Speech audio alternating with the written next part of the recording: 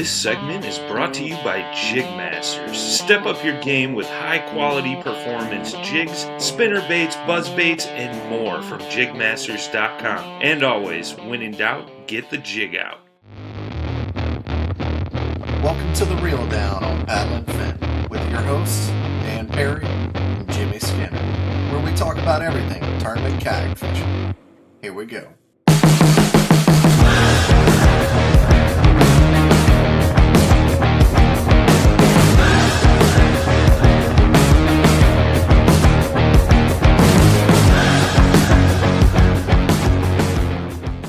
Hey, welcome back, everybody.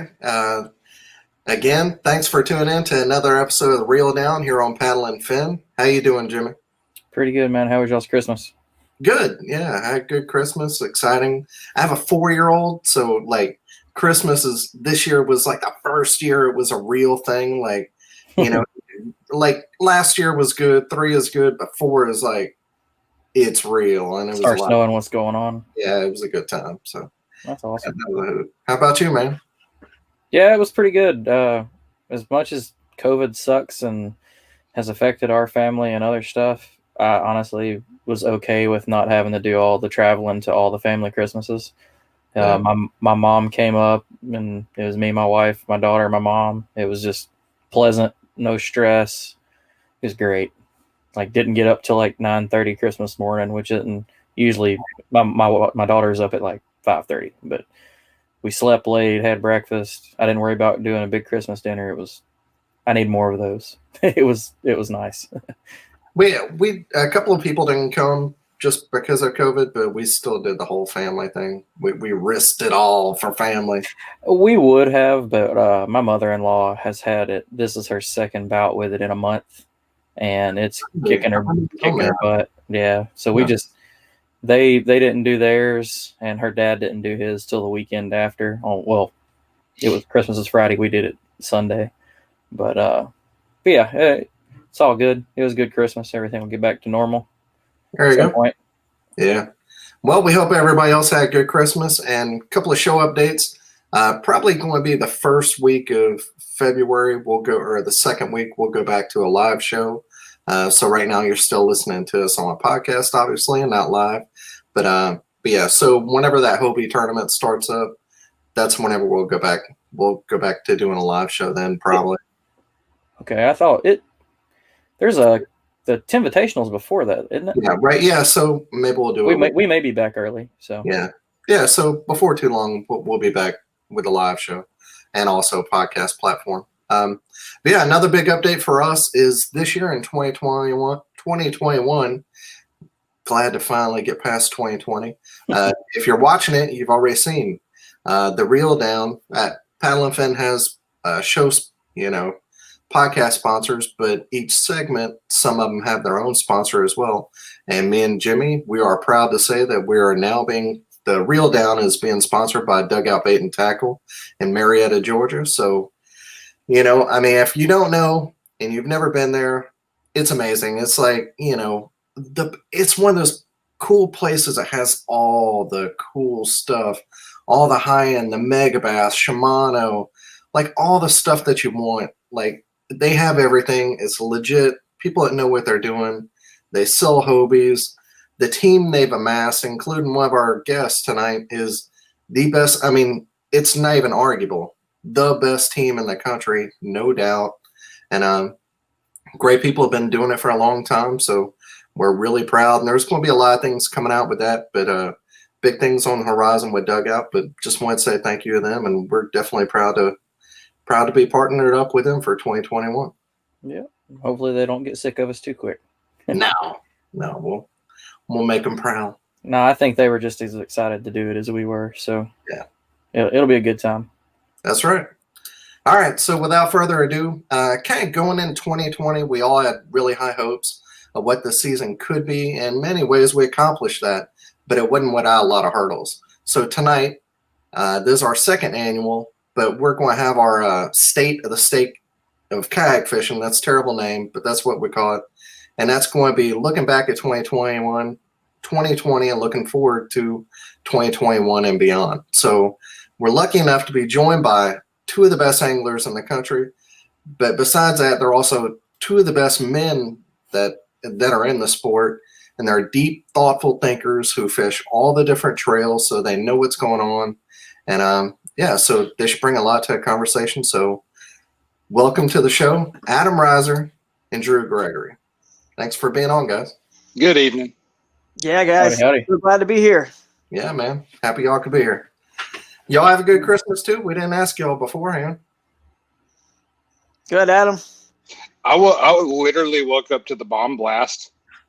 Like it literally woke me up. I heard it. I thought it was thunder. Look out the window, and I was like, well, it wasn't thunder. And then I live like a mile from some train tracks that you can hear like some faint train noise in the distance, like pretty regularly. And I was like, I guess there's a couple of cars like slamming together or something, not like in a crash way. And then like an hour later, I'm having my coffee in the morning and I'm reading the news. I'm like, oh my gosh. So that kind of and I had to drive by it. I had Christmas with my folks down in Murfreesboro. I had to drive by it, man. Like that's a weird way to get your head started on Christmas, on an already odd Christmas. So, in not the most pleasant ways, I'll probably remember this one, Oh, for sure. Well, It's crazy. I couldn't. I mean, you being right there, man. I mean, I was, I know a lot of people have a lot of friends up there your way, and then my wife was like, "Hey, a bomb went off in Nashville." Yeah. I was like, "What?" I thought we were over all this. Like, that's nuts, man. That's nuts. My Christmas was definitely free of bombs like that, but our son definitely, blew up the whole living room with wrapping paper and bows. And like Dan, it's what you said, man.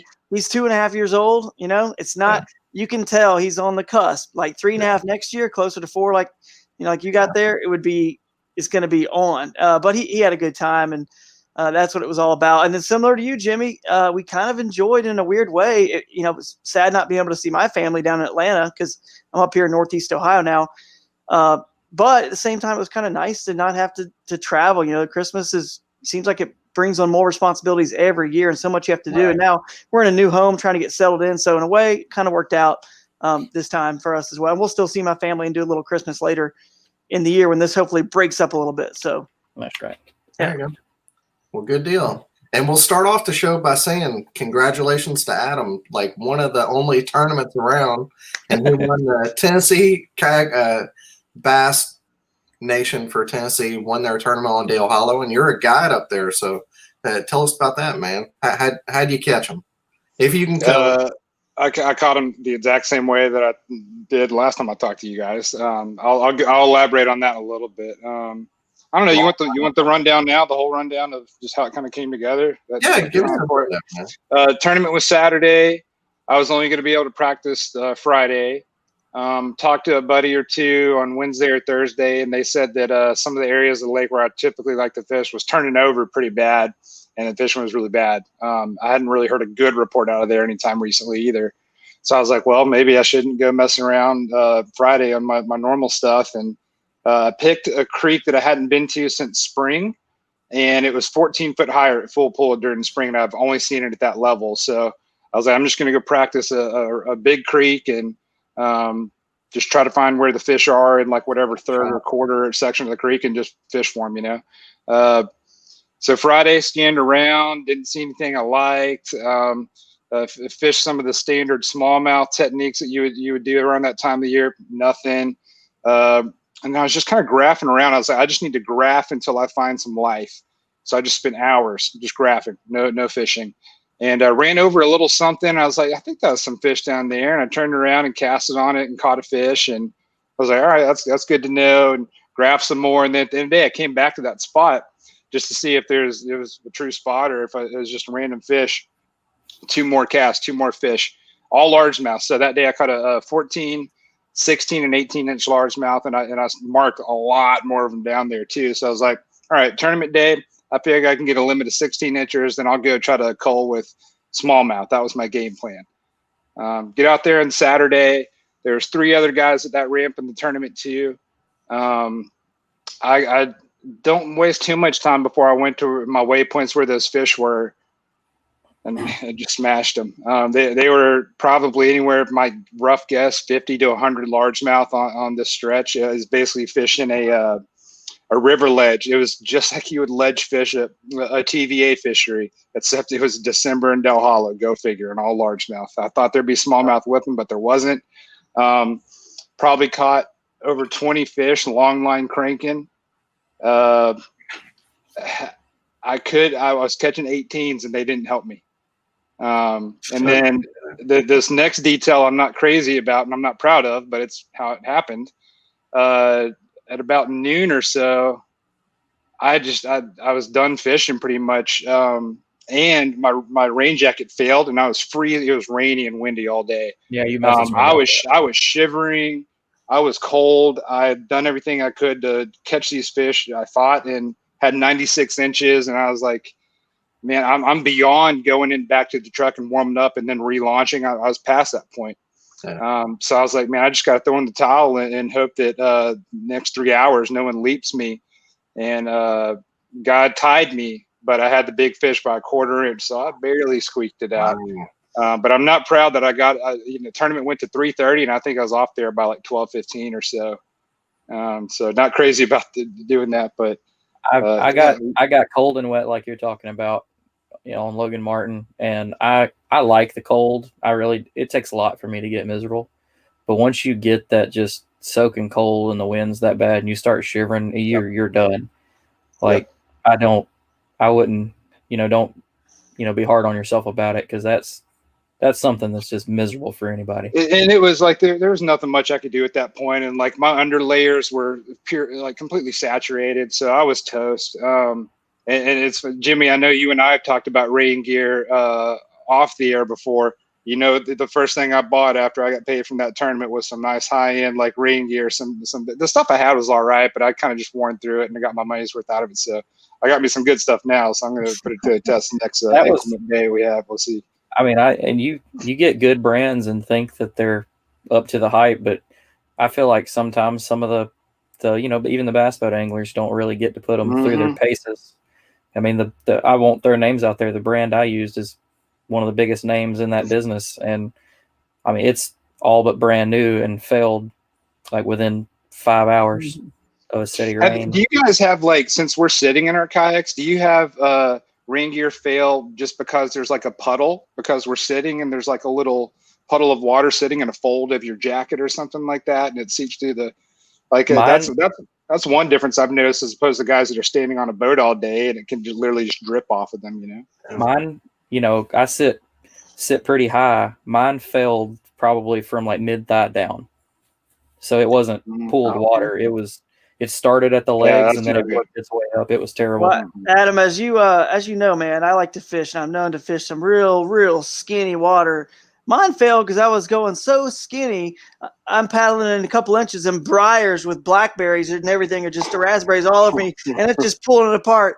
No, I'm just kidding. That's not what mine failed. Actually, that's totally believable for you. It is believable with me. I'm just messing with you guys. But everyone knows I like to get skinny, so I figured that was believable. But I do actually have a quasi shameless plug. It's actually good for this conversation here.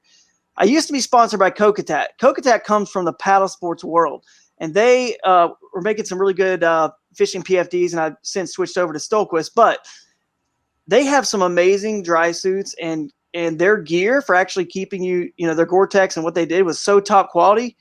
And why I said it's a shameless plug, because you're like, wait, you're not sponsored by them. So it's a shameless plug because I still own a dry suit that's like a medium large, brand new. It's $1,000 dry suit with the tags on it. If anyone out there listening wants it, hit me up on social media somewhere. I will sell it to you way cheap.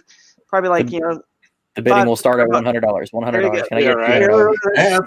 It's the right time of year to sell it. Totally. Yeah, but they do make good stuff. So if anybody out there would need something to keep them warm and dry, I think the key to this actually is having the footies. You know what I mean? Like having the footies, because if you get warm socks in the footies, and obviously there's no rips, you'll stay warm and dry. But the second those feet get exposed and the socks get wet, and then the weather's cold, obviously, you're done, man. You're done. It's over. Well, there you go. Well, you won, so it all worked out. And new gear with that money, so good deal. And you secured your spot. That was your spot for the Classic, right? Was it for this year or next year? I don't even know. Definitely not. Is the Classic the one in Texas? Yeah. I know it's not that one. I don't even know. I could be wrong, but I don't know. I don't know if that scares me for a Classic spot or not. I'm not See, sure. I'm pretty sure that I'd have to check with Steve, but I know they ran, like, we did ours middle of the year. Georgia did ours and theirs in October. I'm pretty sure that was y'all's event for that. Wait, like a state Classic? No. Yeah, it was a state qualifier. I'm pretty sure. Yeah, again, I'm just going to defer to Steve. I don't even know. Like Jimmy and his Alabama qualifier in Guntersville, the top 5 people went to the Classic who won that. But that was a championship. I don't know. Yeah. Hey, if I'm qualified, I'm sure I'll go. So. We haven't had Steve on in a month. We'll get him on. Yeah. You'll qualify no matter what eventually, even if it wasn't with that one. So it'll work out. I was just stoked to win, man. I couldn't believe that smallmouth didn't win that one, and I think everyone was a little surprised to see straight largemouth.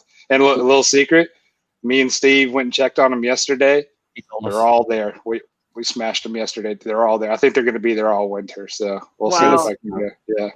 We had him on just talking about some of the dugout stuff, and he said that you took him out and got back on your fish, and he was like, "Yeah, it was a little secret way he was catching them." And me and Daniel were both like, "Long line and cranks." Yeah.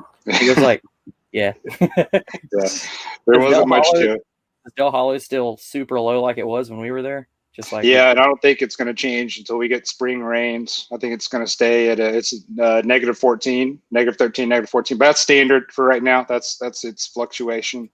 But yeah, it's still low right now, and won't come up till we get some of those rains. But usually they bring it up in a hurry. Well, there you go. If you need a guide trip, Adam's on them. On them. There's your nickname. On them, Adam. Hey, Adam, quick question, buddy. Since you're on those fish, and they're main lake sort of fish, it seems like a wintering hole. How many fish do you think are down there in that spot right now? I know more may congregate, but how many fish do you think are actually there? Due to where it is, I think most of them are already down there. Is this a school of like 25, or is this a school? No. This is 50 to 100. 50 to 100 at minimum. I could believe that. I wasn't marking a handful of them. It's a river ledge. Again, super typical like summer offshore fishing type of spot. And there's just like a group of 6, and then you go down the ledge a little bit. Then another group of 6 down the ledge. Another little group of 6, and there's bluegill, there's grass, there's brush piles. I caught my PB walleye during the tournament off of that spot. So all the life. Minus the smallmouth, because I haven't got one smallmouth, and that's a lake where they are happy to mix together. But everything except for smallmouth seems to be down in there right now. So it's one of those spots where even as much as I fish, you only find stuff like this like once every few years. I feel like this is a special thing. So I'm probably gonna have to pay people not to talk about it or something at some point, because it's pretty cool stuff. And I've got another spot, another creek on that lake that has an identical looking spot where I've got all these fish, and so that's where I'm going to go check out next to see if they're there, because it is identical looking, but I've never been there, never scanned it. So I'm very curious to see. Maybe even, I don't know what I got going on this weekend, but sometimes my curiosity and lack of responsibility gets the best of me, and next thing you know, I'm out there scanning around in Del Hollow. So we'll see. All right, well, let's get to it. So first I want to say we'll talk about some rules. We'll talk about that first, but I want to just tell everybody to go listen to, if you don't already, you're crazy if you don't, but listen to Drew's Hooked on Wild Waters podcast. He just had a show with Jody Queen recently. Everybody knows Jody, and they talked about a lot of rules issues, and I thought that was a really great show. And you had another show about panoptics and how you think it can change a sport, and hearing you saying, "Oh, I'm gonna go from that shallow water out deep and go panoptics." What? I'm like, don't do it, Drew. You're too good at what you're doing. Don't change now. How do you know? I'm just playing coy, man. You just don't ever know. How do you know? You gotta be able to zig and zag. If the get blown out, you gotta be able to do speed bursts. I don't know. Drew just makes it work. Like, I need lessons on how to fish skinny water right now, because it's just too cold, man. Yeah, no doubt about it. I mean, I joke around about it, and I put things out there, and I am going to get a Panoptics unit at some point, because the writing's on the wall of you will need it at some point, whether or not it's this year or 2 years from now. It really hits the kayak world hardcore. I don't know. If I had to guess, I bet you we're still probably a year and a half to 2 years out before it really, really matters, because the beauty of the kayak is it does get into the skinnier water too, which is the whole purpose of the kayak. That's why I got a kayak. I don't know about you, Adam, but and you guys, Dan, Jimmy. Oh, I agree. That's why I got it, to get the places the bass boats can't get. So those places are still always going to be kind of nice, unpressured, and you got to still find a sweet spot like Adam found. It's not like you just get back there, it's unpressured, and boom, there's just fish everywhere just because bass boats don't get there. But I think that having that is and assuming, no crazy rule changes happen where they, for some reason, take the kayak out of kayak fishing, which I don't know why they would. It's kind of nice to have the skinny water dynamic and storyline, in my opinion, on each tournament. Is it going to be skinny? Is it going to be like river and creek skinny, or is it going to be one skinny like Gunnersville or Chickamauga, where bass boats can't get through the grass mats and we can skinny, or the lakes in Texas have like Toledo Bend, Sam Raven, or whatever, Caddo, all those? Is it going to be, even Lake Fork? There's a lot of places that I know. Cody Milton, when he won over there, he was telling me, dude, I'm so skinny, I'm back there, so shallow, bass boats couldn't even get there and touch those fish. Is it going to be one, that kind of skinny, the river and creek skinny, or offshore? I feel like that's a cool dynamic we have in our sport. Every single tournament we can choose to do whatever, and it just shows and promotes and highlights how awesome the kayak is as a tool. It's definitely something I've heard that, we've talked about it with the local clubs and stuff. If a rule like that did come to play, like you said, it's going to take the kayak out of kayak fishing, I guarantee you would see a huge drop in, participation for sure. Because a lot of your, just like you said, Cody and Adam and you and Russ and everybody, I mean, typically that's their go-to. So you take that out of it, and I'm sure all of y'all could find success no matter where you go, but it just takes the fun out of it for me. That I don't mind going and tangling with the boats and fishing high pressure area, but that's not why I got in a kayak, just like you said. Right. So. And we know how magical some of those backwaters can be, and how, whether it's just one fun day or a good tournament day, like, they can just be so special that you always have to check them. You always gotta check that box just to make sure it's not happening. But yeah, I completely agree. That's one of the cool things about our sport. We get to, if you look hard enough, dip into a realm that maybe hasn't seen a human in a while. Therefore, those fish are more willing to bite. It's fun. Find a stupid fish. Yeah, no doubt. And talking about the electronics and Panoptics, what I think is exciting, guys, really, is a lot of people that maybe have a little bit of a beef or frustration with any tournament that gets one sort of remote and skinny, and you had to work your butt off to get there.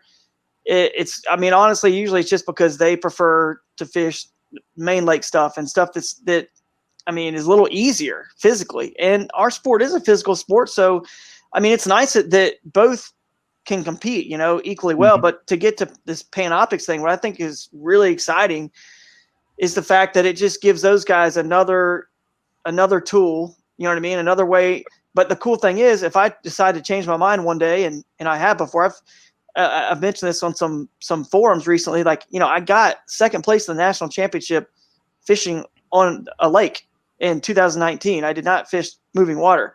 And then I fished a lake, main lake in Logan Martin, got 16th out of the 250 to qualify me into that classic over there in Lake Louisville. I could fish lakes too. I think we'll figure out that people that know how to catch fish can catch them on the main lakes or the backwater. So if you're really one of those people that's got a beef about that, just wait till some of us that fish skinny, if that's were to ever happen, get on the main lake, and now we're crowding more spots that the bass boats are on. The kayak guys that already like to fish main lakes are on. It's just going to get even worse, not fun. So I just think that I don't know. That's just kind of my take on that. I think that it's just nice to have that level playing field, and we can all choose and zig and zag, like you said, Jimmy, whenever we need to make that move. And that's really what it comes down to, is being able to decide when is this tactic or that tactic going to produce a win, because you can't always win. You can't always win skinny. That's for sure. Because what Adam just said, you don't find schools of 100 fish in a little creek, and if you show up and there's two other people there, nobody's winning. it's like the most scary feeling in the morning when you show up. You're risking everything on that skinny water. And as the tournaments get bigger, more anglers are going to be in and more entries.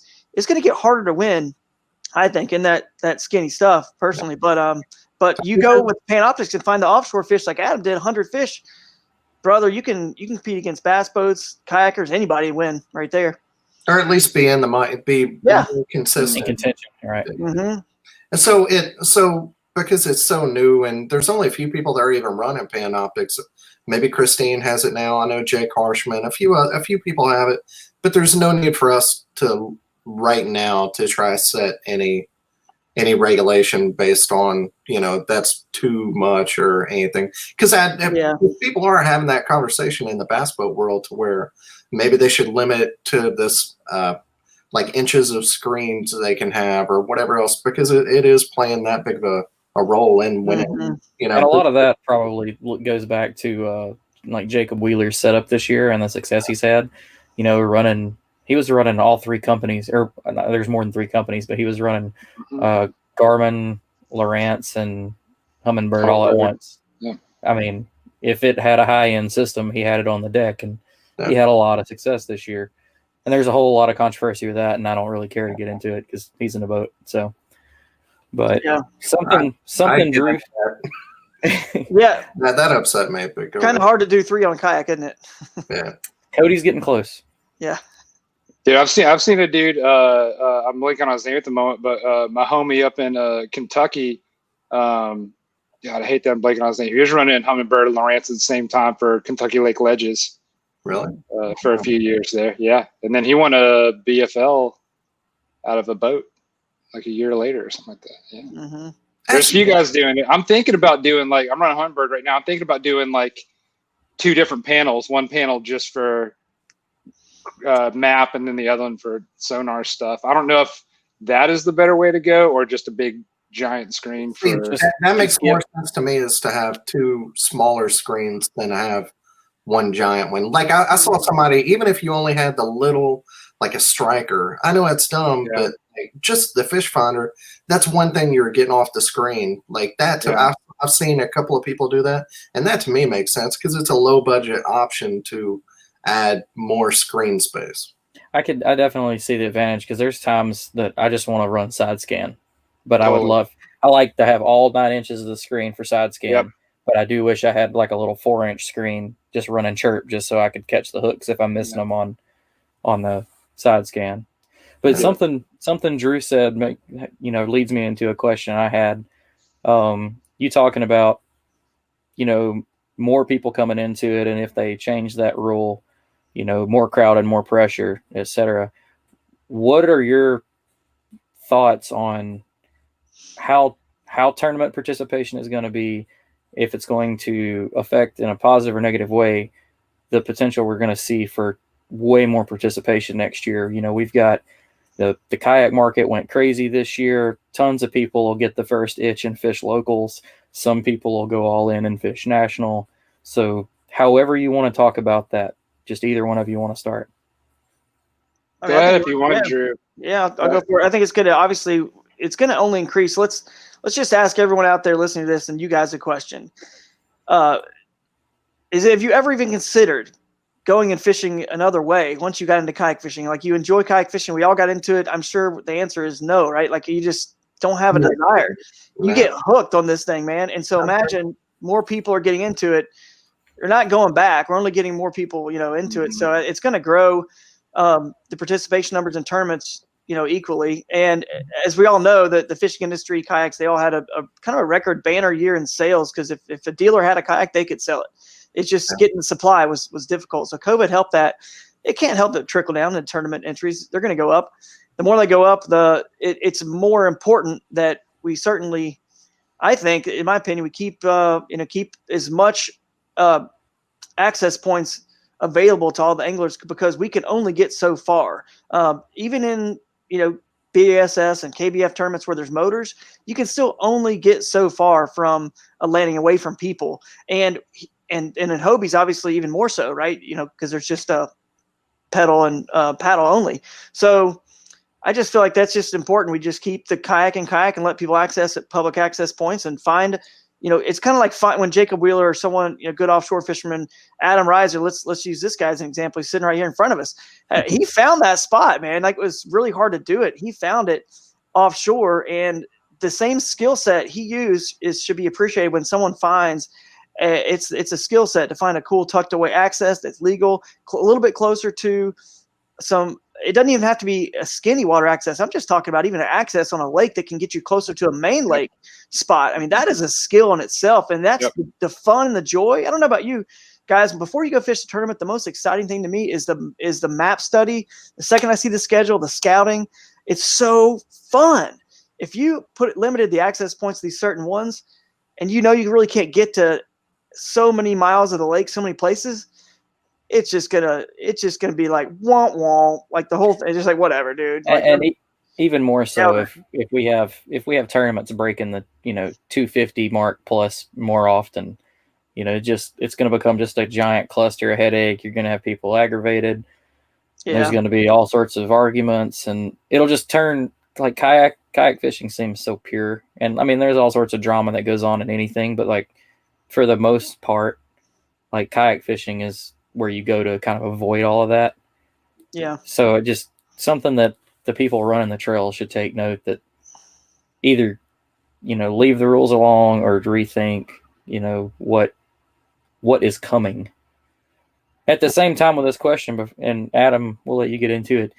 Do you think more trails, you got local trails and like Midwest trails coming out, Paddle and Fin has a trail. Do you think that's a good or bad thing to have all the options? I think it's good. I think there's only going to be growth. I think after this year with COVID, and everyone saw how busy the lakes and the rivers were. Everyone was in a kayak. Even the people that had never been in one have no idea. So I feel like a lot of plastic boats were purchased or acquired this year, and people probably had a good time out there. And then I think you're gonna have a lot of fishermen, a lot of anglers that want to give it a go in the tournament aspect of things next year. I would only guess, because I'm very far removed from like industry numbers and demographics and stuff, so I'm purely speculating.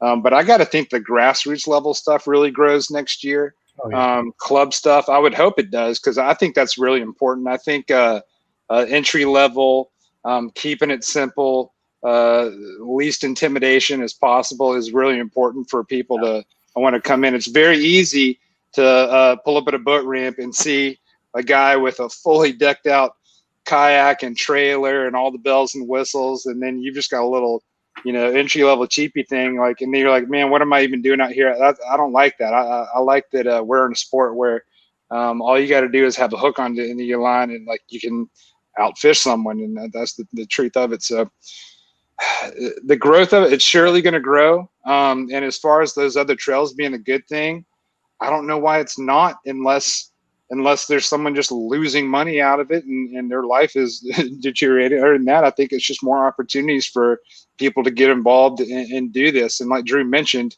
this seems to be something where if people give it a shot, they're pretty into it. They dig it, especially on like catching bass out of a kayak. Like, it's pretty darn fun. And I don't know many people that go, you know what, I tried it. Wasn't for me, and they move on. Most guys like want to just go out and do it more. So, and most of the people I would think it's all good. Yeah, most of the people you find that have had that attitude about it too, if you get them in a different boat, you usually can change their mind on it. No one I've ever talked to has ever just completely thrown it away. It's maybe they had a bad experience, and you know, a 60-year-old 300-pound man in a Pelican. Okay, well, an injury or ran out of time or something, and that's about the only. Take this boat, try it again, and then they're okay. I just got to spend a little more money, But no, I feel you on that. I can't see the room for, and maybe I'm wrong, but it seems like national level trails were pretty full, pretty saturated. Maybe there's room for, and maybe we're not there yet either, but like a upper level invitation only pro tour kind of trail, and then maybe more regional, more like single entry tournaments, like not to plug it, but Paddle and Fin, we're having a Dale Hollow tournament where it's a big open and people can come. So that's a standalone big tournament. Like, it doesn't seem like there's a lot of trails, Right. not like big single events. I could see some growth coming there, and that pro tour big money side. I could see both those opening.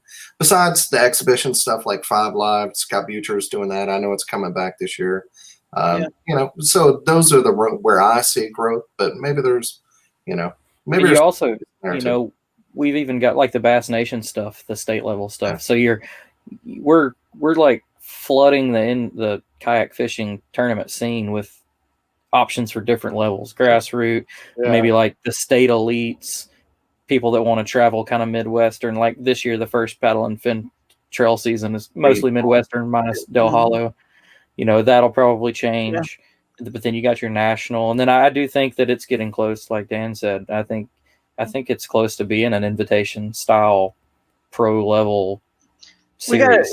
We're getting there. I think we have enough characters, you know what I mean, that guys that can really catch fish and that can really entertain too. It's not just, not just they can catch fish, and that's important on that elite national thing, like we're talking about, because invitation only, because you would have to assume when you say that it's going to be, produced on television somewhere or live and, really well done and with, in another level we haven't seen, like Bassmaster Elite Live and Major League Fishing Live. So in those situations, you need characters, you need people that can talk and fish, preferably, And I'll tell you, it's blown my mind since I started doing the podcast.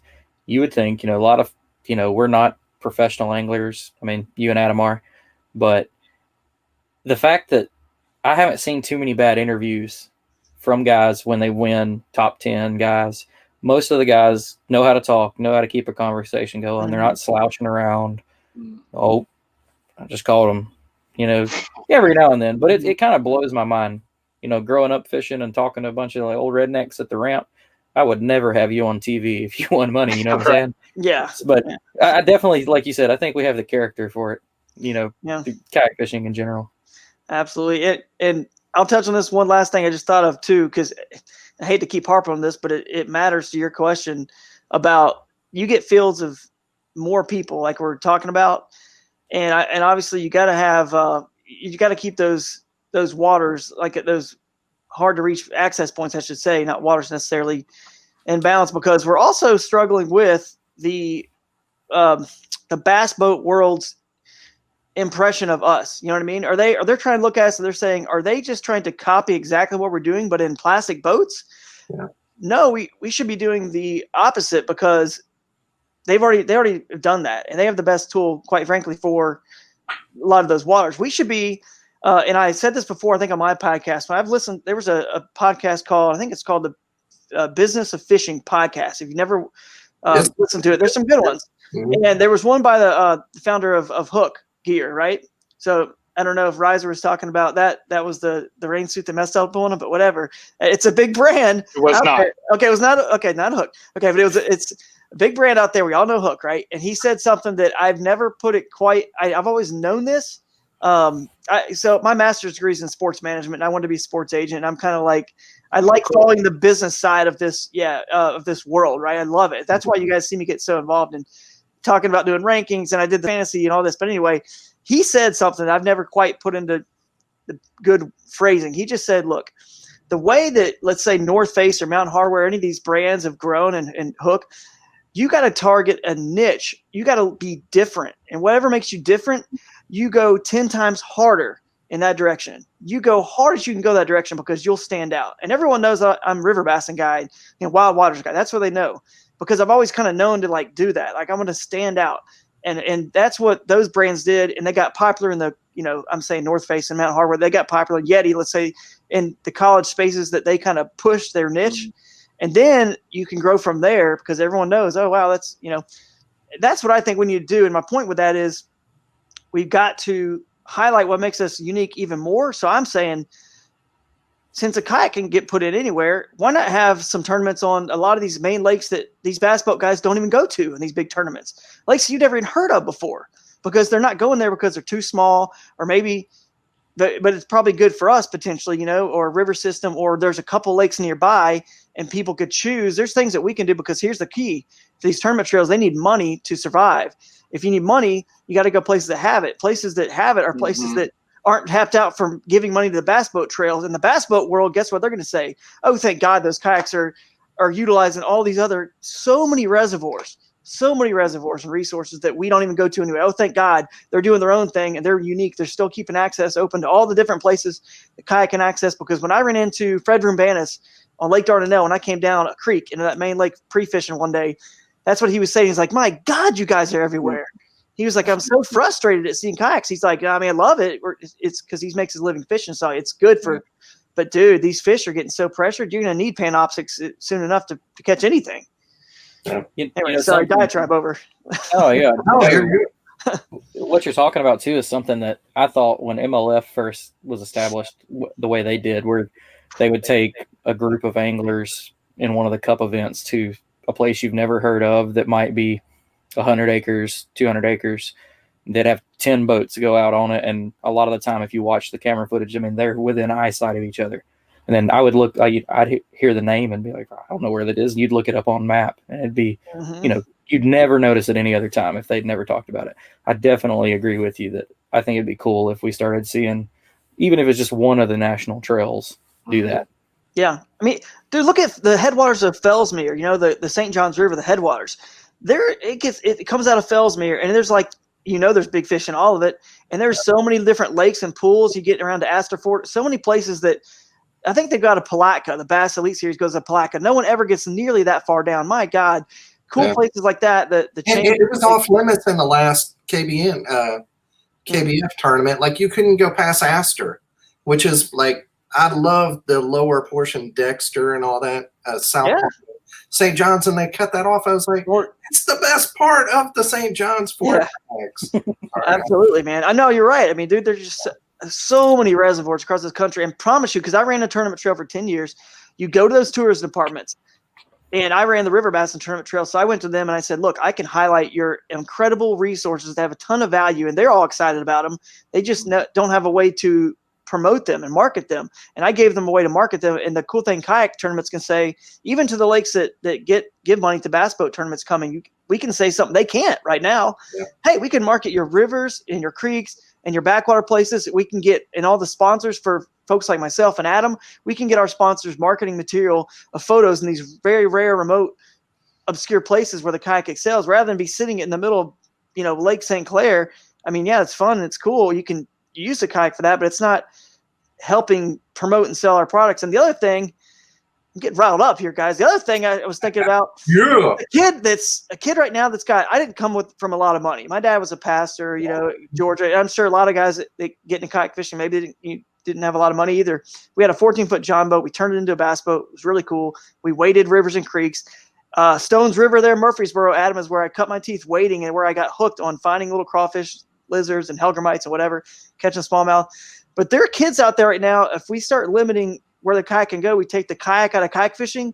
Guess what, man? These kids that don't have the money to afford the $5,000 or $10,000 worth of electronics, which is what it's going to be on each kayak, which is what you're going to need to win tournaments when all that goes away. And it's just going to put more people out. So anyway, but the Paddle and Fin Trail, by the way, I wanted to say, great schedule. Love it. And if I can sneak one of those in, I'm going to try to do it. But there's so many good national ones. It's hard to – I mean, you guys are kind of national, mid-regional.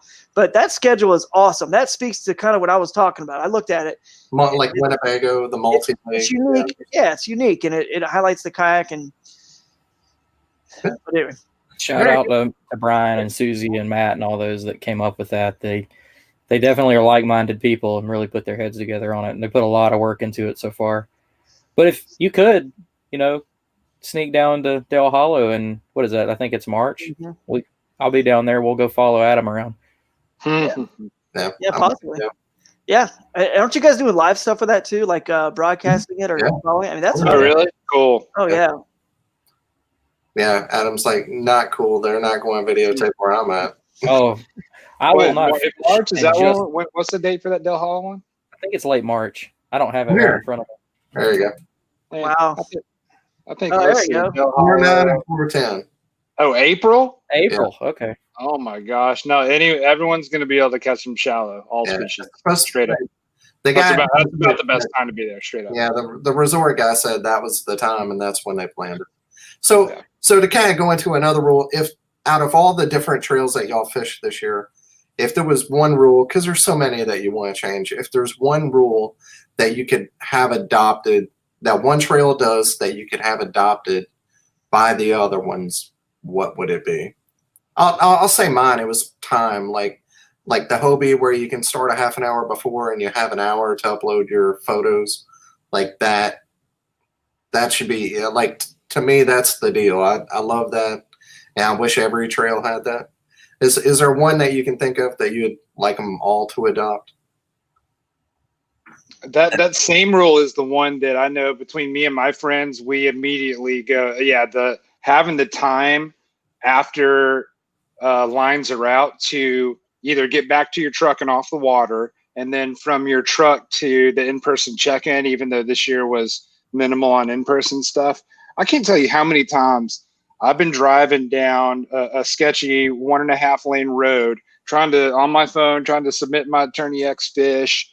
Like, am I going to make it back to check-in on time? Because you're trying to make the best of your time on the water. So, like, way too many sketchy drives back because of that deadline. So just being considerate that, I mean, I've had tournament directors this year reach out to me and ask, like, what were, when they're setting up a tournament, like, what should we do? How much time does it take to get to reception? And then you drive and all this. So I do think that's going to be more of a thing of the past, but that's a standout to me. Just scheduling your photo submission, lines out, and check in to where it's in the benefit of the anglers. And I'd much rather have a later check in and my day be a little bit longer if it means everyone's safe and getting there and doesn't stress out on the way. So, and after that, I really can't think of a rule that I was like, on the fence about. Maybe you guys will remind me one if you got any other ideas, but I don't know of one. How about y'all?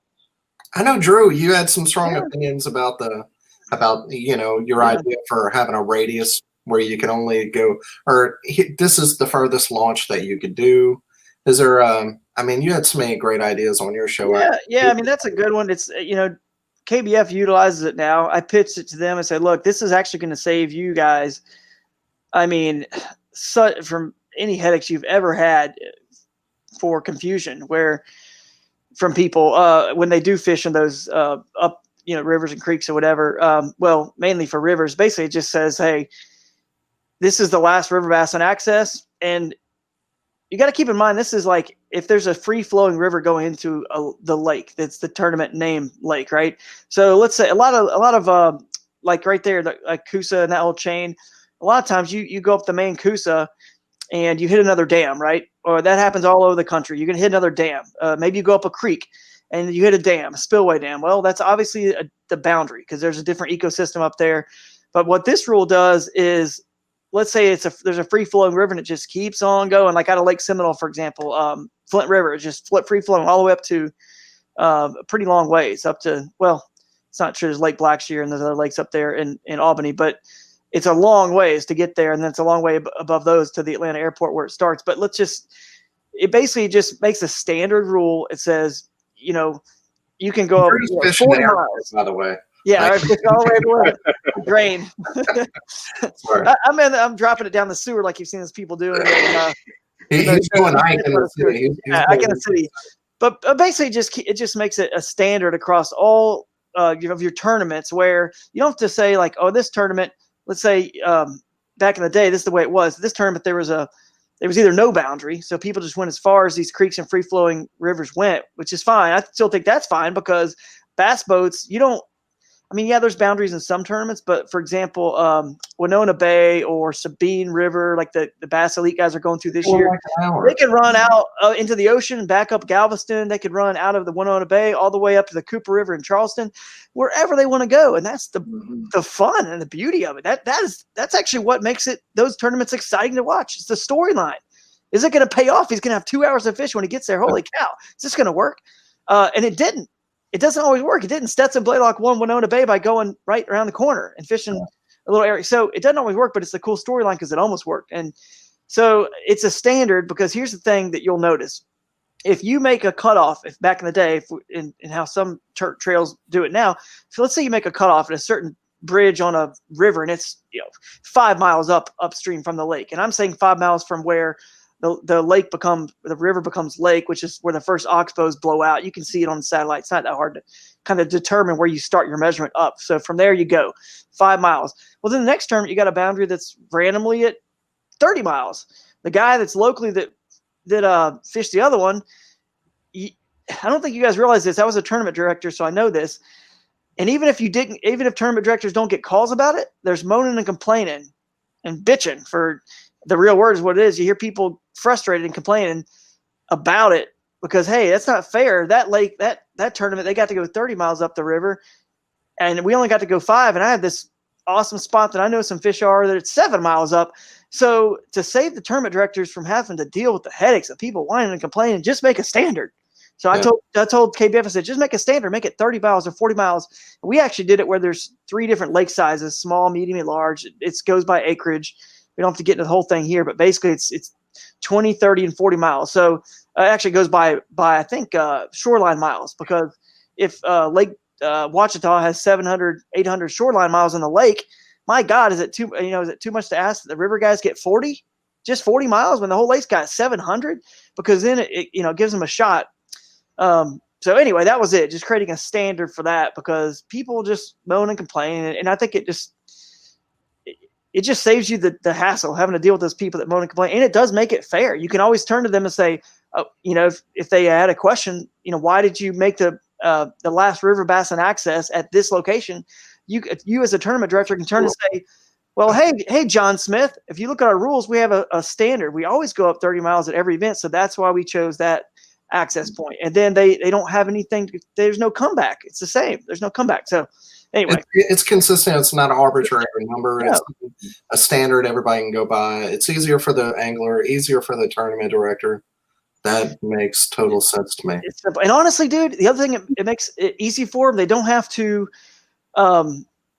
make some big map. It's not complicated. It's easy, because in the second the tournaments are announced, we already can start scouting and pre-fishing, because we know the standard. We know it's 30 miles. We know approximately we can, even if they don't have their map yet with the exact river basin access, we can kind of already know, we can measure up and kind of know where it's going to be. Anyway, that's kind of one I'd love to see all of them adopt. And I think that to kind of go along with that rule is using the Onyx app, or any app that's like Onyx, which pulls the county GIS maps, into the app. You have it on your phone, because the problem is the tournament directors still need a way to say it's too hard for them to dig into all the county GIS maps, but this app has them all there, right? So it basically shows you what's public and what's private land. It's really easy to see. So if that's our standard we're all looking at, then it's easy for a tournament director to say, well, hey, that was a standard. Again, John Smith, where did you launch? Because you do get asked that question. Adam, you know that you get asked all the time, where did you launch? And tournament directors do it, obviously, to make sure we keep everything honest and everything's on the up and up, and someone gets disqualified if they access at a private launch. Mm-hmm. Well, this is the standard we can all turn to and say, well, let's look at it. I launched right here. They can see and they go, oh, okay, yeah, that's cool. Good find. That's public. That's awesome. And then it's case closed, So I think more people would be on board with that if they just knew about it. I don't think a lot of people know that access to that public-private thing exists. I only heard a little bit about that this year, and I still haven't on my own, gone and looked at it. But it makes sense to me. Yeah. And you could still, it costs $100 and you can have the whole, the whole country, or you can do just one state for maybe $10 or something. Okay. But you also don't have to use it at all. You can, everyone, if they're fishing just one tournament or a few, they can go to county GIS maps for each county, and it's the same. You can click on the plot, see who owns it, whatever, how much it's worth, blah, blah, blah. And if it's public or private. So it doesn't price somebody out. But I think at these elite levels, we need a standard for everything. And, Dan and Jimmy, I know you guys love having me on with these rules kind of. No, I mean, I was a tournament, not just a tournament director, but I ran sports leagues and tournaments for college students before I got into fishing full time. I was the director of campus recreation for Lander University and assistant director at North Georgia University in Dahlonega there.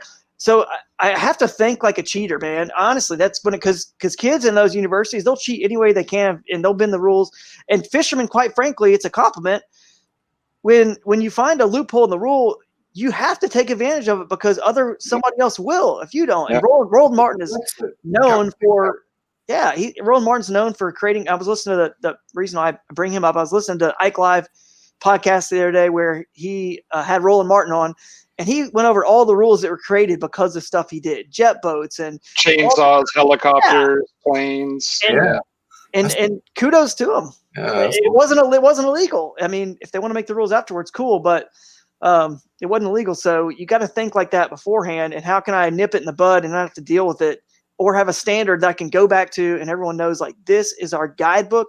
This is the biblical, the scripture. This is the way it is, man. This is the law. We're laying it down on that. And then it's good for all the English because there's no confusion and gray area, at all. I was really concerned of that TOC, by the way. I know you were there, Adam. We pre-fished one day on the river together with a whole flotilla going down the river. Yeah. But it's a lot of fun. Guillermo, Christine, Matt Ball, who else there? Jody, Russ. It was like, we all show up at the same ramp, same day. I was very concerned that there's a couple places on that river that the road goes right by the whole river, same the French Broad, and there's a little pull off, and you can slide your kayak in, and my God, it looks like the most public access book. And these places are all over the country, guys. They look like they're public, but they're not. And people use them like they're public, and whoever owns them doesn't even care. And that's cool for recreational fishing, but in a tournament, technically, that's illegal. And I was so concerned on my day floating down that river. There was a spot like that, and I was so concerned that somebody would be putting in there in front of me, and they would go hit some of the spots downstream, and they would have milked the fish before I got there. And I was so concerned that was going to happen, and that can never you could disqualify that guy, but what about the fish that I could have caught, or maybe not? But if we had that standard, they would have known, I need to go check Onyx. Oh, wow, that's illegal. It's not public. You see what I'm saying? So there's more to it than just this surface level. And that's absolutely why we had you on, because everything that you just said is the best explanation for anything of having cutoff, having boundaries. Explanation I've heard or read anywhere anyone has. So don't, don't knock because that's what people need to hear. That is the best answer I've heard from anybody. So you're adopting that. Paddle and Fin's adopting that in your rules and your trail. Well, I'm not running it, but I'll say I'll have Brian and Susie listen to this, and they'll get on it. Well, it's only going to save your tournament trail directors from a lot of headaches, so it's good for everybody, which is a win. Because, in my opinion, the way that we grow kayak fishing too is we catch bigger and more fish. That's the star. The star of this whole thing is not even the anglers; it's the fish. People want to see the fish. They want to see the photos. They want to see the videos. Yeah, we catch them, but they just want to see the fish, man. That's why bass has the weigh-ins. If we're limiting the rules, it limits the kayak and makes it harder for the anglers to, limiting us to 5 launches, and we're all kind of on top of each other. You're not going to catch as many fish. You're not going to catch as big fish. This whole thing crumbles. This whole thing falls apart, and we're not going to get to where we want to get to eventually, and show why the sport is so freaking cool, man, and why we're just so passionate about it. So if kind of leaving rules, if the big change last year was BASS, them coming on scene, and that was huge, is there something coming for 2021 or down the road that maybe we don't know about, that not that y'all do, but anything that you expect to happen that hasn't happened, or something that you kind of see in the horizon that maybe other people don't? It's got to be the live from the kayak, right? Like that's the next big goal, is chasing that down. Is like, how do we get the live feed in real time of that guy in the tournament on the water? That's got to be the next thing. Easier said than done, and but it's being, I'm sure there's a lot of consulting that can be done with the big boat world right now, because they go to these same fisheries and deal with the same reception issues and know which ones are better for it and not. And, they're kind of trying everything out before the kayak community really has to. But that's got to be the next thing, right? We obviously can't have a camera guy on the boat. So we got to have like a good, reliable live feed, I think.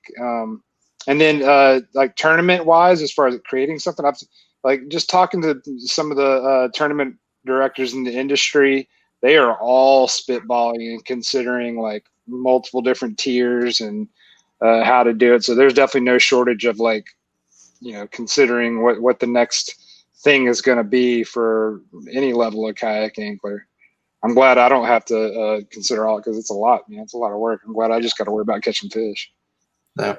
Yeah, absolutely. I mean, you hit it right on the head, I think, Adam. I think the next thing is live. And then to kind of piggyback on that, we've already talked about it. It's got to be, you just branch off the, 50 people to an elite series, maybe 50 people. And 50 people, I say 50 because it's got to be a small number that where people start to remember everyone's names and get to know the characters. If it's like 200 people, you're never going to, you're going to know some of the people that stay at the top all the time, but you need a smaller NBA and NFL and all these sports leagues are really good at promoting their stars. You need to see this clash of these people that are kind of head all the time. Oh, it's Brady versus Breeze. You need these like matchups, right? So 50 people would be good. And if you have 50 and then you have a tournament where it cuts to kind of like they do. I mean, obviously now it cuts to the top 10, top 12. Bass at one point had the Super 6 and stuff like that. Maybe it's Super 6 is better for us, but you have a 2-3.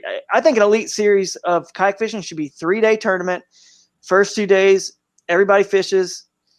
Third day, only the top whatever. I would say to keep it easy on the production crews, because it will be challenging to get to some of these places. You go to the top like 10 or 6, something like that, maybe 5, 6 people, 10. You got a GoPro in everyone's boat. It's all running for them to use, but whether or not it's live, right off the bat with us, it's kind of challenging. But you can at least have a GoPro going, and they could put together a nice little post. Yeah, I mean, you can have a separate cameraman following these guys too, obviously. Yeah. But then a GoPro, if you got a GoPro, like 2 GoPros going, it'd be even better, front and back. You got 2 angles there. Yeah. You got another camera guy, and you're only talking about 10 camera guys if you follow 10 anglers, and not all of them have to have be in a tandem kayak or a bass boat. I mean, they can be done solo is what I'm saying. Like some guys can get out there with a Torpedo and just solo film on the main lake. Now, if you get to some other crazy wild places, it could be nice to have an extra person with a tandem kayak there so the camera can just focus. But I think there's enough good folks out there. Chad Hoover always calls them, unicorns that can paddle and go anywhere you can go as to fish and film. Now, that is a unicorn. There's not many, but I think there's enough. We could find them and hire them and get it on TV and just more mainstream. Oh, then there's so much technology that's different now. I mean, the technology in drones alone is getting to where you can put that kind of quality camera and they can paddle in and you can follow them and you never have to try to go through, up the shallow and, chance wrecking your camera equipment, etc., rolling the boat. You just anchor offshore a little bit and send the drone after them, and you can get. Yeah. I mean, look at all the best B-roll you've ever seen lately. It's all on a drone. That's incredible. And there's something off of what you're saying. I definitely like that idea of, like the top 50 elite idea, but put them somewhere, like you said, to highlight kayak fishing as much as you can. Put them somewhere that no one knows. You know, like Bob's Lake around the corner, something like that. It at the same time, I can see where it's a risk because you don't know if you're going to get good footage. Like, is the big fish of that pole place going to be a 16-inch, spot? But there's places that fit that mold that you're talking about, though.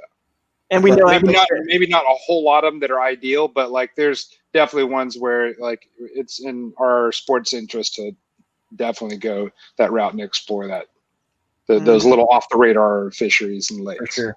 There's so many of them, man. So many.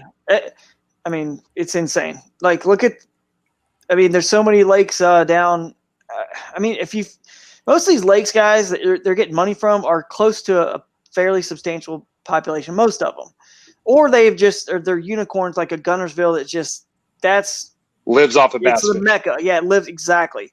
So, if you look at a lake, I'm trying to think of an example, maybe a Lake Wateree, and it's the Catawba chain, from Lake Norman and Lake Wiley down. The Wateree, maybe that lake or something that's like that. It's not really close to I mean, super big population. Columbia and Charlotte are probably equal far away. There's probably a better lake I could use an example of this, but Lake Jocassee or something, whatever. It's not like really, but it's awesome for kayak. It'd be awesome for kayak fishing, and why aren't we there? Well, we don't need as much money. We're not putting it on TV yet, so our tournament trails, they don't need the amount of money that these larger cities are giving bass, because they have so many bills to pay, so much overhead. We don't need that. So why aren't we taking advantage of these small areas? Because those counties, I promise you, because I know from river bass and tournaments we did it, they don't have $50,000 or $100,000 or crazy amounts to give you, but they'll pony up 10 or 20 or 25, because multiple counties can go in together too, to pull in together. If there's a couple lakes close by, there may be like a few lakes you can choose from, then that's even better. And it would be cool for the anglers, because they got to figure out, which lakes, to fish. At the same time, as our sport continues to grow, and these bigger companies take notice, and all this falls into place, like you said, like we don't need as much money. You can go to places where maybe that, tourism board can't put up much, but that's where you fall back on your sponsors, like, hey, you're here, we're doing good, I need you to fill this gap. Right. So it definitely, that could change. I mean, we could get to a level where, the big money has to start coming in, but I definitely think for the next few years, that's not the case. And so, sometimes making an investment in that, you show the potential up front to where they might have a little bit less money for that first tournament, but you build the relationship, and then every other year you go there again. The next time they saw how well you did and how much money it brings, and then they pony up more money. So that's it. So if you have these tournaments, there's a lot of them. Y'all are fishing them. Y'all are winning. How close are we now to like a PKA, a pro kayak angler? I know, Drew, I mean, that's what you do, but I mean, like everybody has hustles too. It's like Christine's a rider, you're designing kayaks, and I think everybody's excited for your new Crescent line coming out this year. Like, how close are we to that just tournament? Yeah. I mean, as close as it can be, because even the guys who are pro, or men and women who are pros on the big boat side, they're still, it seems like their social media, whether it's YouTube, no matter what it is, they have all these other hustles too. It's not like they're just tournament fishing all the time. You have to be that well-rounded person now. I think as long as we can get some normalcy in 2021, and that we can get some good media coverage, which I think us as kayak anglers are mostly going to be responsible for, creating it ourselves. I think that if we can get some good coverage, that door to open up wide to have some true professional anglers in our sport is within this year.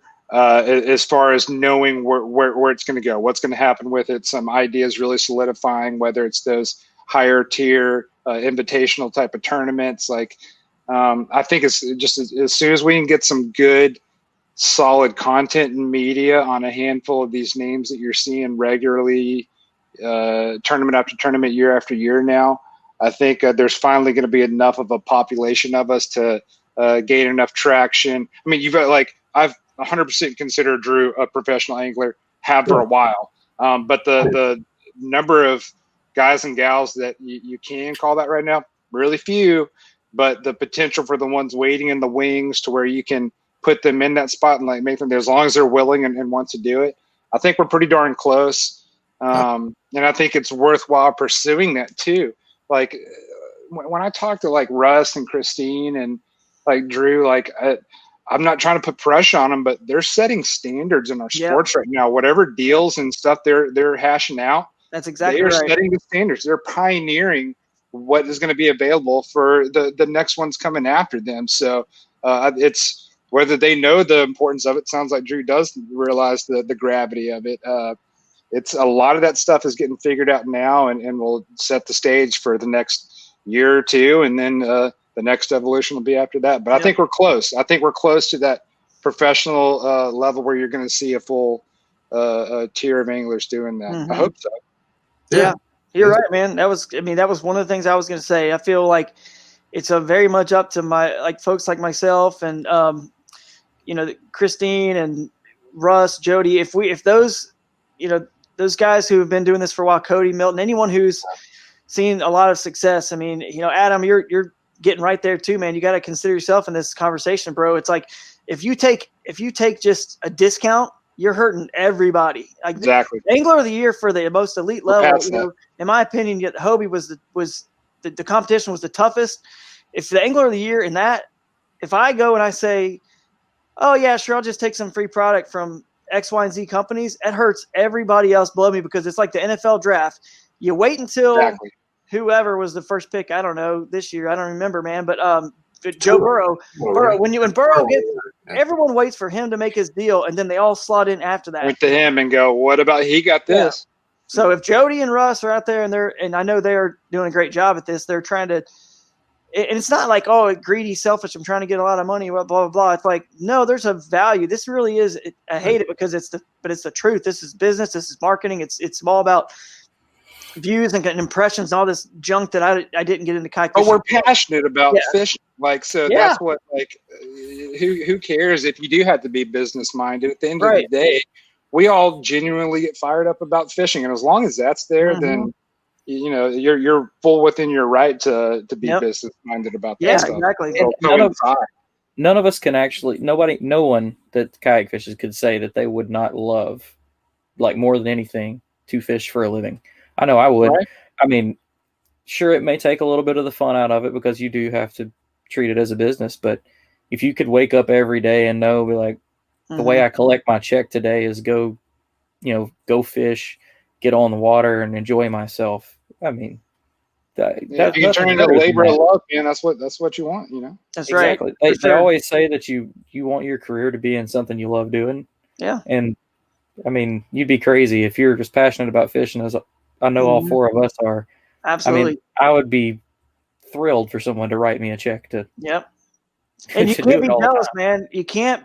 As we grow this thing at the beginning, you can't be jealous, man. There's a time that crept in my head, and I back in the early days when I was with Jackson and Chad Hoover was with Wildy, we were just brutal, just intense rivals. Those two brands, not so much Chad and I. I mean, probably a little bit, but I was a little bit like, if I saw him get an opportunity or something happened with him, I was a little bit like jealous. And then I realized one day, I said, you know what?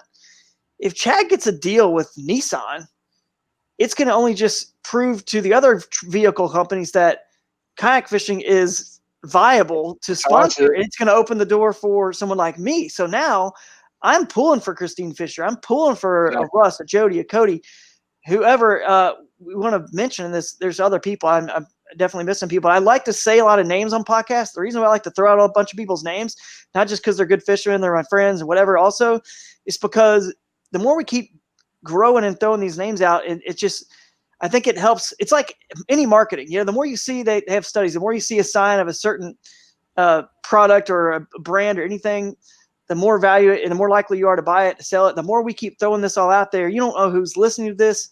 When I go on if I start going on to bigger podcasts, speaking of what Adam's saying, the more media that gets into this, we're gonna have to make a lot of it our own. But if you Google Ryan Lambert's name or my name or Jody or Matt Ball or whoever, on bassmaster.com, we come up.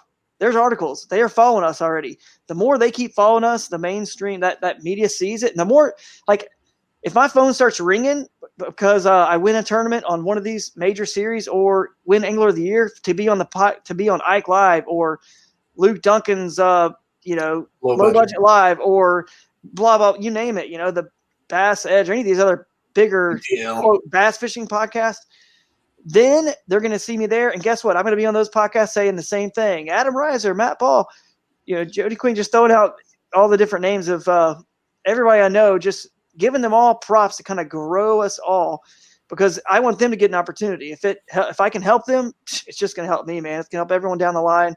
And you got to get that jealousy out of your system. We got to come together as a community, as a team, and just grow it up together. Don't be jealous. Just turn that into your driving factor. Like you have to turn it into motivation.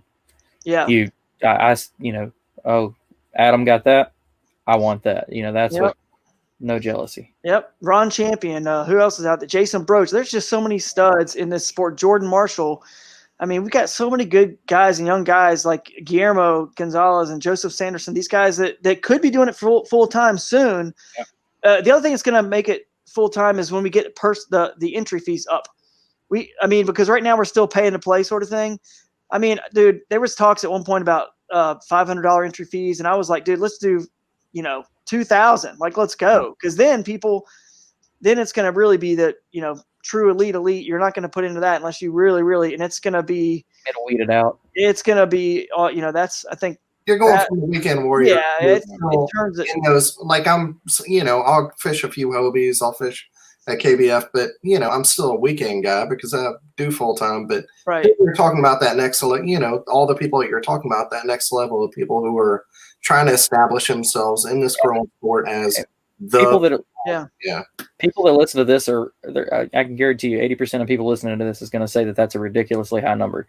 But just like you're talking about sponsors, getting what you're worth, that elite level, you're not paying that. That's where your sponsors come in. That's where this develops full circle. It's not, I'm not asking, Tony down the street that can hammer it on Pickwick to drop $2,000 and go fish, Okeechobee with 20 other guys. It's those people will stand out on their own. And I definitely think that would be and that's going to, again, full circle. A tournament like that, it's going to have a giant payout. That's what's going to get noticed to somebody holding up $100,000 check. And if you do well, then you can enter in like the rest of that trail. It seems like a high number, but my man Drew's got a bunch of checks behind his head right now. Right. Got pretty juicy numbers. Look at that. You want to talk about high numbers? That ain't what Drew paid. That's what my man won right there. So as tournament standings sit right now, that one check behind him is a year of tournaments. If that's what you had to do, you did it. There's so many. Exactly. And that's what sets it, guys, for this. So here's what I do. I know, Adam, you probably do it too. I've got a list of all the tournaments I'm going to fish. I have the entry fees, how far away it is from me, with the gas price, the lodging is going to, about $75 a night if you figure for lodging. And I might camp or I might do, stay with a friend. Doesn't matter. I'm putting that $75 in there for 5 nights. I list it all out and I can send that spreadsheet to my sponsors and say, this is what it's costing me to go out there and promote you and represent you. Yes, it's for me too. But when I do win, the kayak fishing community has a good reach of podcasts and media that pick up and the sponsors. I'm blessed to have some really nice sponsors. Z-Man, Realtree. They have PR firms who write, you go to Realtree Fishing or Realtree.com, you click on the fishing and I'm up there with articles and they are pushing that stuff out to their followers. So it all ties back in. So I can prove to them, this is why I need $5,000 from you. This is why I need it. Okay. I'm not making something up. Like I'm spinning this. And so if those entry fees were, let's say my total this year came to about, I was like, hey, I'm going to spend about $15,000 and, depending on how many I do, it looks around $15,000 to travel and do all this to promote. And that's just tournament expenses. That's not counting this computer, the GoPros or whatever, anything else I have to buy, fishing, equipment that I still may have to buy that I don't have the sponsor that can give me. Anyway, it's just tournament expenses. I let them know that this is just tournament expenses. If those entry fees were $1,000 and I'm fishing 12 events, that whole thing goes up $12,000, and then I can push for more from them. And then the stuff I win, it could be a living. If you're a younger guy, if you're a Jackson or, and you don't have a family, someone like myself or Corey Dreyer or whatever is a little harder. But, I think Joseph's a single guy, Guillermo, Cody, and those guys, Josh Stewart, they could easily make a living on it if we had tournaments with those entry fees and they did the proper thing on the business side and convinced their sponsors to give enough money to cover all those entry fees and the travel. Then it's whatever they make is just, that's what they make for the year as well. And if you're a hustler like Christine, you're doing extra YouTube stuff, even better. And at the same time, if there's anybody that are with some of these sponsor companies that listen to this, it only benefits them. And hopefully as a company, that's how marketing works. But like I was talking to somebody about this the other day. Biggest example I have of why it's worth it. Me personally, I knew about Crescent Kayaks. We had a guy that got on board with them down here, not like on board as a team person, but first boats they put out, he loved them, showed them to everybody he could find. But you doing as well as you did in our industry in that boat, people I know that would never have considered that kind of kayak, or, oh man, I can't wait till Drew Gregory comes out with his boat. Oh man, I'm thinking about getting rid of this and going to a Crescent. And that this whole marketing professionalism and everything you're talking about directly benefits to them, to where when you hand them that spreadsheet, they should be like, hell yeah, here's the money. Like, I really wish I could buy money in Crescent, because there's a lot of hype behind your kayaks coming out. Seriously, I'm curious to see it. I know Drew's got. Yeah, it's pretty sweet. It's pretty sweet. I'll tell you that. We've kind of finished up with the design process of it, if you will. So it's theoretically out there digitally, where I, see the whole thing in 3D. I can. It's pre-mold. Sweet. It's it's basically done. We got everything, all the pieces and components, what's going to go where, and all that. We just how long before you get your hands on your first prototype? I'm hoping in like the late spring, and then typically the consumers will start to see it a month later. But will we announce it? The question is, when do you announce it really and show it off? Because then people can kind of hold out. If you're going to buy in the spring, if you think something that you might be interested in is coming out, you might wait, until, I might be able to get this thing in late spring. So do you if you're Crescent, do we announce this thing sooner? Do we leak it to dealers in January, February? I mean, March? I don't know. You got to start with the teaser pics, man. Yeah, that's what we like to see. Little small teaser pics. Just the the outline of it. Yeah, it's pretty sweet. It's got a lot of unique features on it for sure. That's it's very something that when Vibe did the Shearwater, the way they like poked around at like this leak photo this week, that leak photo next, I thought that was awesome. Cool. Whether you like Vibe or not, they did a killer job with that. Okay. We'll keep that in mind. But to your point, though, you're absolutely right, though. These companies, Crescent was a good example, but if it was Yak Attack, who I'm with, or anybody else, they should, definitely start, and they believe in me, obviously, all these companies do, but they should really understand why that's so worth it for them. It's just sometimes it's hard to track. I get it. They can't follow where we are constantly, all the different podcasts and articles, and I can't even keep up, man.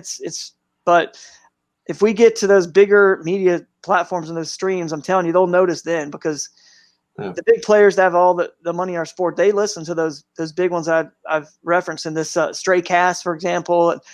Man, and Christine Fisher was on there, and I was so happy and excited to see her on that, and she was on Luke Duncan, Ike Live. Luke's. I've texted with Luke, and I've got friends in the industry, and I've had some pro bass fishing on my Hooked on Wild Water show when I did it. So I'm doing my best out there for you guys, kayak anglers. I'm speaking right in the camera to everyone who's trying to do this for a living. I'm doing my best. Luke's texted me back, said he's going to have me on the podcast. So I'll get on there eventually. I just don't know when. I'm sure I come down in the pecking order to, all the drama in the industry right now with, all this changeover with some elite guys, some MLF guys going to lead, and the Opens guys that are now in the Elite Series are talking about all that, and the schedules being dropped for the Opens and the Elite, whatever. We obviously are going to take back seat for now, but that's just. And not to come off the side of that, but we're doing the same thing for everybody that enjoys listening to Paddle and Fin, or that's just now hearing about us.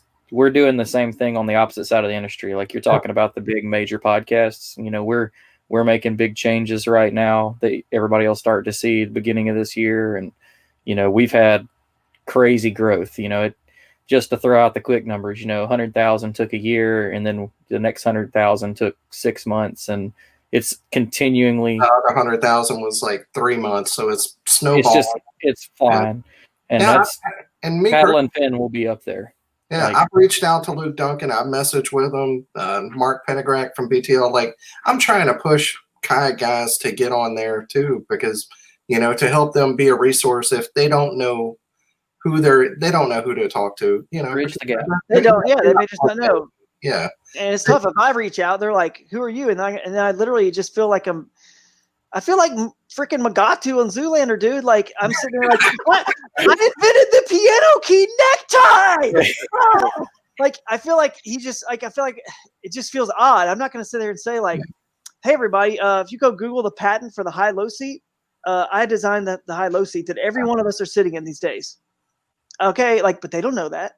But I feel like taking crazy pills, like you just want to wring their necks. Like it shouldn't be this hard, for us to like break through. It's like, hey, like I fished 12 tournaments this year, and I was in the top like 7 or 8% in 10 of the 12. And you just want to wring the necks and be like, hello, there's good content, good stories here. Like, how did you do that? It's like, and I'm not, I don't know, man. I'm trying to sell y'all to them to get them to tell Mark to have me on, dude. Tell Mark to have me on. That's why I think it's up to us. And I'm mostly preaching to myself right now. Like we as anglers got to step it up. I know it's nice, like hook sets and getting out there and fishing with your buddies, but like I got to devote time to, getting that B-roll, creating content, sitting at the computer and doing the editing. Like that's work, man. That's a lot of hours to get eaten up. But I don't got to tell y'all or your audience at this point, like, your content, your YouTube, your podcast and all that, that's what's reaching these people right now on social media. So if you're like me and only limiting yourself to just some hashtags and some glory photos of fish, that ain't going to cut it at the end of the day, man. You got to step it up and deliver more of that. And I think between that and having a lot of like the boat world finally start to tell the non-angler powers in our sport, be like, hey, you need to keep an eye on these kayak guys. Like they're doing something here. Like they're pushing some numbers. Like I think it'll happen as long as we keep putting in the effort too. It's going to happen. But dude, we all know plenty of great kayak anglers that would totally benefit themselves in the sport from turning out content that just don't or can or won't for whatever reason. So I think we got to step it up next year if we want to see a lot of this come to fruition that we're talking about here. I definitely agree with that. And it's something I think that we saw a really small bit of this year, a little bit the year before, was, all the spotlights on the Bass Boat Pros, and that's what we're aiming for. Having them try our methods, like seeing Ike come and compete and not win, that, I mean, God knows you give that man a couple of months doing it and he will change that. But I think it would be amazing for like PR to see where we did like a 10 versus our best, the best voted 10 in kayak fishing, top 10 bass boat anglers, just for fun the first go around. Pick a lake, you and your boats, us and the kayaks. Let's see what happens. I think that there's a solid chance that the kayak guys could probably shut them down. I think guys would be down to do it. I bet it's just hard to schedule. I think you can probably get enough big names to do it. It's just hard to get everyone right now that I know would do it. Right. For sure. Back and forth. Like first you have to compete on boats and then you have to compete on kayaks. Right. That would be cool. That would be cool. Yeah. So another question I had is, and we don't want, it's almost been an hour and a half. We don't want to hold y'all up, but I've heard a lot of talk where, and this came from Luke Duncan, and LD and the MC, if you don't listen to that podcast, is him with Dave Mercer, the MC of Bassmaster, the Elite Series. But they were talking about how a lot of companies, because there was so much growth last year, that maybe that negatively affects the anglers, because there's no need. Like, let's say a kayak company, if they're selling them like hotcakes, why are they going to sponsor you? Put money into you whenever they're already selling them. And they said that, and they're more in touch. They're obviously more plugged in than what I am, especially Luke, because he reps TH Marine. He's been a sales guy, regional sales guy, or the whole sales guy for him for a while. But I have an MBA, and to me, if a business doesn't want to be the best business, if you're selling a bunch, you're still trying to sell the most out of the bunch. Right. Mm-hmm. Does that make sense? Like if there's still market, you're still competing for market share. Even if there's more market share, you're still trying to get the most of it. So maybe the payroll goes down a little bit because you can spend your money in marketing, maybe in a different way. Maybe you're moving that money around. But to me, I think it's a temporary blip of a longer game. I just They said that in that show. agree. I just kind of wanted to get your thoughts on that. I didn't see that happening. I agree, 100%, man. It's not always going to be the land of milk and honey. It's not, and you need to get the most talented anglers you can now on your team, and just talented in every way, like Adam was saying, that can create content, that can speak well. They're going to get, do well in tournaments, or just, they don't have to be just tournaments. Obviously, it could be a good seminar guy. You could have a good Greg Blanchard, he's good in tournaments, but he also is just really known for his videos, YouTube. You got to get the guys while you can now, because it's not always going to be like this, but it's not going to be like this because here's why. Everyone knows it's like this. So if you're a smart business guy right now, you would start a lure company, because there's a plenty. You would start another rod company. Or it's going to keep getting chopped up, that pie, when it gets, when things are going good. So that's going to hurt. Plus, when the economy, whenever it does kind of take a downturn, we don't see a sales increase like we did this year with the COVID that helped our industry. You're going to need those guys, and you want to, lock them in now while you can. Plus, you're doing so well with the sales. You got a little money to be able to at least keep them, at bay and on your team. And maybe it's a little bit different for the kayak industry, because we're a little bit more insulated, because we've been on that growth. That the growth has been so strong for so long, and it's different for them, where it's only been 1 year of a big giant, increase in sales, rather than the growth we've seen over the last few. And on that same thing, you have to hope that, kind of like you touched on, that these companies know. I mean, a smart company that really is dialed into what they're doing is going to know that, yeah, this was a great year, but it was a great year for a reason that you can't control. So hopefully, companies didn't see, I've talked to a guy, I know that Johnny Morris and Bass Pro Shop did some stuff that was a great move for them this year during that explosion with our industry because of COVID. Well, and not just kayaks, canoes, just outdoor sports. Mm-hmm. But it worries me, is that going to kill them next year? They invested a lot of money to make a certain move. Right. What's going to happen? Are you going to have to get rid of all those guys you hired? Mm-hmm. And but I think that it'll also show you which companies know what they're doing. We might see certain brands that played the market right now and put their money in the wrong place. Mm-hmm. So, Z-Man made a comment. I was talking to one of the guys, I'm not going to say who it is, high up at Z-Man, and I'll just kind of paraphrase what he said, but he was just saying, the orders are, the brand, as everyone knows, is hot. It's growing like crazy. I used 90% Z-Man stuff to do what I did this year. And he's a little scared of the orders. It's how many they're getting, because they're a little bit scared that all the dealers are ordering, expecting what happens this year happens again. Because if you run out of product, you're the one that loses, because you could have sold it. Because if you had a kayak, or if you had the lure, the rod, the reel, you could sell it. So now all the retailers are saying, well, we need to hoard. Well, which means the manufacturers have to go and order an insane amount, which means they have to put all that capital up. So at one point, they're going to have in their warehouse so much, inventory. But what if that pipeline slows down on this side again? They start selling, and they're stuck with so much inventory and so much debt to who they bought those from or whatever.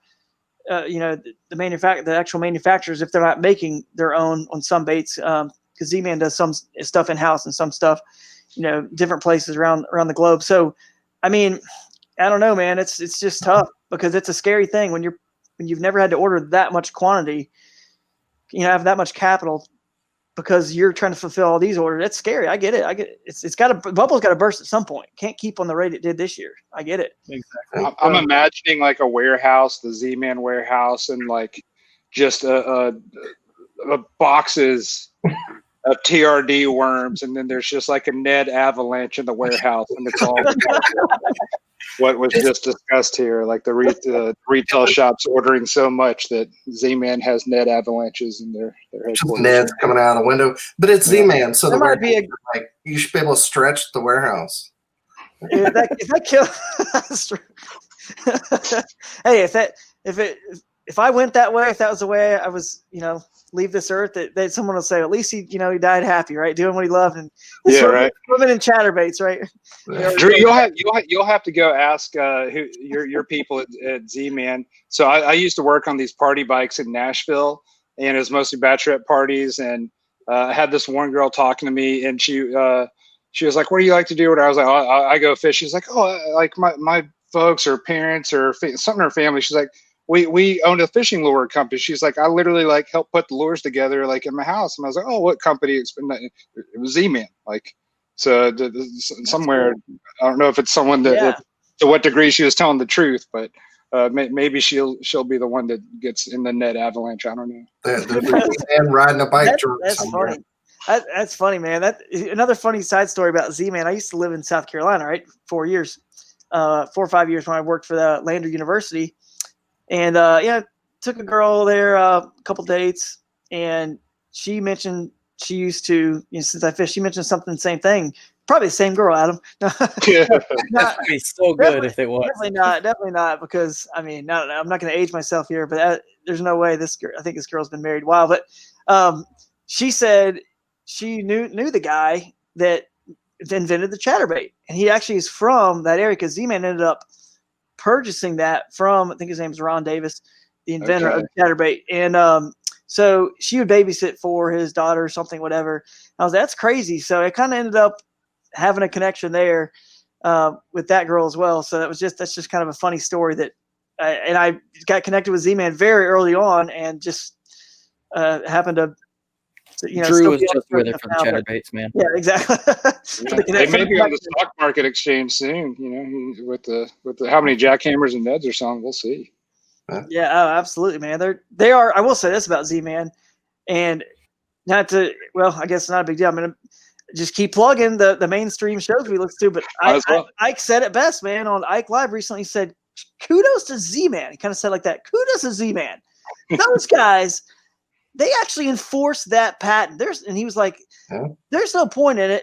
Nobody in the fish industry, we just borrow and steal and blah, blah, but kudos to those guys. He's like, they enforced that thing and good on them. They made a lot of money on that. And everyone agreed. It's the purpose of the patent if you're not enforcing it, what's the purpose of it? Man, pay for it, yeah. Yeah. Like, why'd you buy it? Right. So anyway, kudos to them because, and I will say this, they are the smartest, the most well-run, business savvy company I've ever worked with. They're like and it's frustrating in some ways because it's easy with other companies in our paddle sports world. It's just a handshake, email, we talk on the phone, here's what we'll do for you, cool.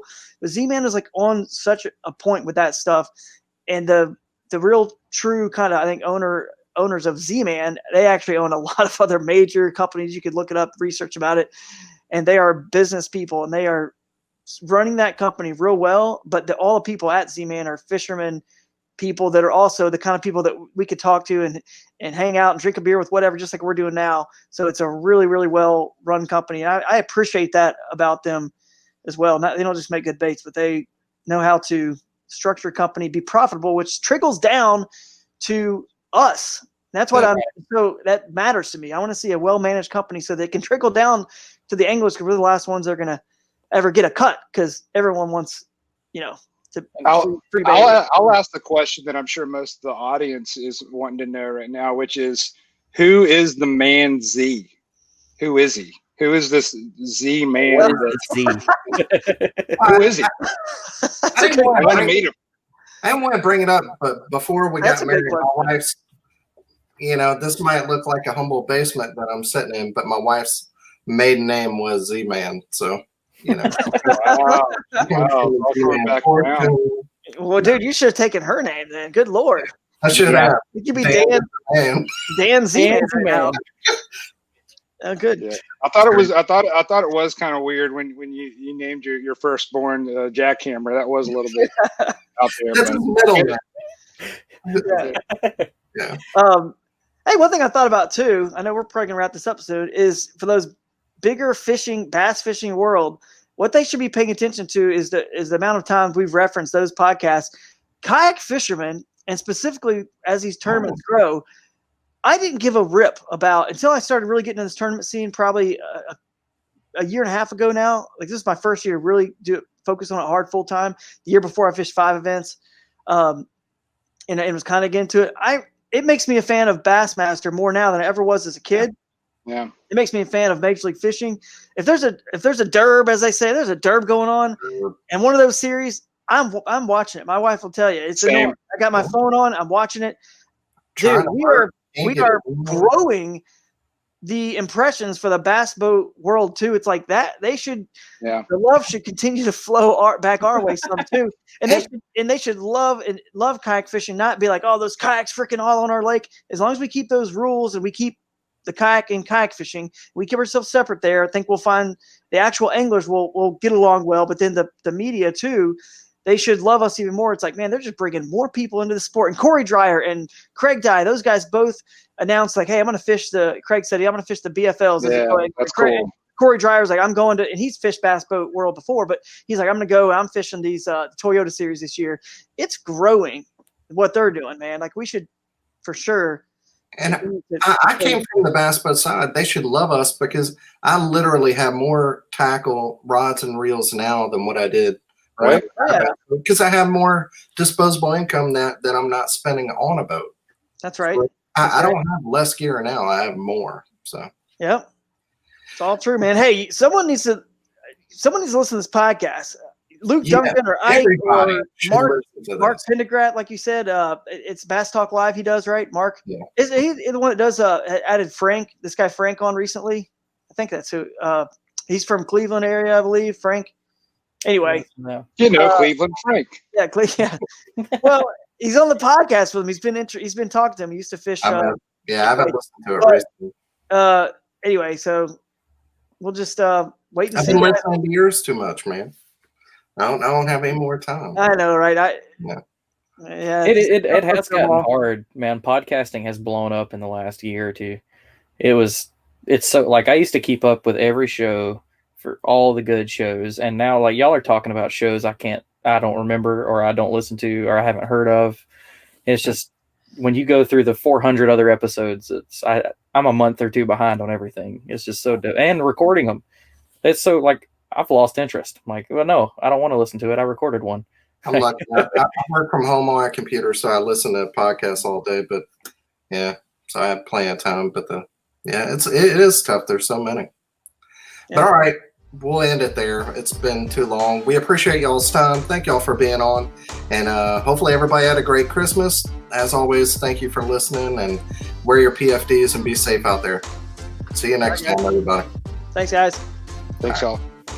Thanks for tuning in this week, everybody. The Reel Down was brought to you by the Dugout Bait and Tackle in Marietta, Georgia. They have everything you need for your next fishing adventure, from rods, reel, line, and tackle, all the way up to Hobie fishing kayaks. They carry all your favorite brands like G. Loomis, St. Croix, Shimano, and many, many more, as well as all of our best bait company. Give them a like and follow, and head on over to the Dugout Bait and Tackle today, and be sure and tell them that Paddle and Fin sent you.